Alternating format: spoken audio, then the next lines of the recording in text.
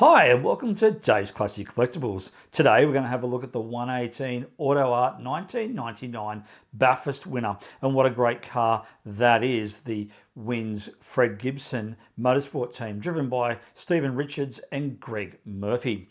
Part of Holden's real domination from 1999 at Bathurst until 2005. So let's go out into the workshop and have a look at this great model.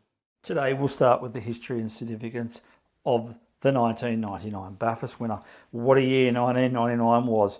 All the fear of the Y2K bug and what was going to happen when all the numbers trickled over to the year 2000. And of course, nothing happened. This car, the VT Wins car, which was part of the Fred Gibson Motorsport team. This car, driven by Stephen Richards and Greg Murphy. Stephen Richards, obviously the famous Jim Richards' son. Now, this was the second Bathurst win for both of these guys, and very big for Stephen Richards because he won it the previous year in 1998. And he was the first driver to ever win both back-to-back years with the Ford in 98 and then backing it up in this car with Greg Murphy in 1999. So he was the first one ever to do that. So quite significant for the Richards Motorsport family. Now, the VT, absolutely a great looking car, and it was a big push by Holden to get out of that VS and get into the bigger car. So there was all this big promotion, and this in 99 was the second year of the VT Commodore, the year when they actually changed from the Holden design 5 litre and went into the 5.7 Chev. So having a look at the actual model now, so Auto Art Bienni, this was their release, so this came a little bit later than the first release in the 118. And the reason I'll say that is that Classic Collectibles bought this car out in 2000, and it was not a very good car. And it's pretty much known in the industry as the paperweight, the doorstop. It's the car that you don't want. And the reason being was because it was also the first of the resin stuff and nothing opened. It really did look like, funnily enough, a model that you would buy from Kmart. So a few years later, Auto Art did it. Now, the good thing about this one is it's not a window box car, so it's done in the closed box, which I think is way much better, particularly for storage and also so the cars do not get damaged.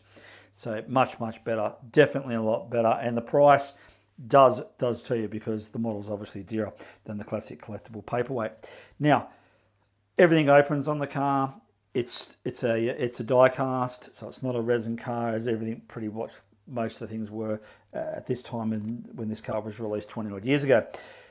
This one has been very well used. I've borrowed this car. It's out of a private collection and it does have a bit of dust on, unfortunately. I tried to clean it up a bit, but what I do like for a model that's 20 years old, there is still no signs of any rust or any paint imperfection, and we have talked about this in previous videos, which is really good because the last thing you want is your die cast rusting or deteriorating, and in some cases some models have actually even completely fallen apart. And being a Bathurst winner, it's obviously part of a very big collection when you've got 60 odd cars that have already won Bathurst. A great model, and the VT is a great looking car. Now, Auto Art have done a fantastic job.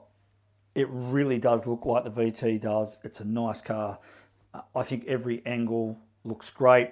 The interior is very good. The motor is lovely. The boot opens on it, everything. The back end looks a bit more like a VX because it doesn't have that typical rear reflector going all along the boot, obviously to remove that for weight reasons and everything. But they look great, and it still is. And obviously the Wins Kmart logo, and typical of any Fred Gibson car, they're always a very exciting looking car to look at, the Gibson Motorsport. Talking about price and value for money, these cars are now around about $450, $500. Times are getting tough, so they have dropped down a little bit. Considering the paperweight, I've seen at some stages up to about $300, the classic car with nothing opens and nowhere near the detail. So really, if you can pick up one of these for around $450, and there are a few running around, I think it's a very good buy because it's such a good model, and it's also proven how good it is with time. As I said, there's no, and this hasn't been looked after as some models should be. It's definitely got dust on it, had a little bit of wear and tear. So the fact that it's how well it's hidden, it's stayed without any problems, I think is really a credit to Auto Art. So it is definitely a good model. As always, they come with a certificate of authenticity. You can see that there. They did 2,000, which is not really a lot for a Bathurst winner. A lot of Bathurst winners, they did up to 6,000. A lot of people collect Bathurst winners, so it is quite a popular car.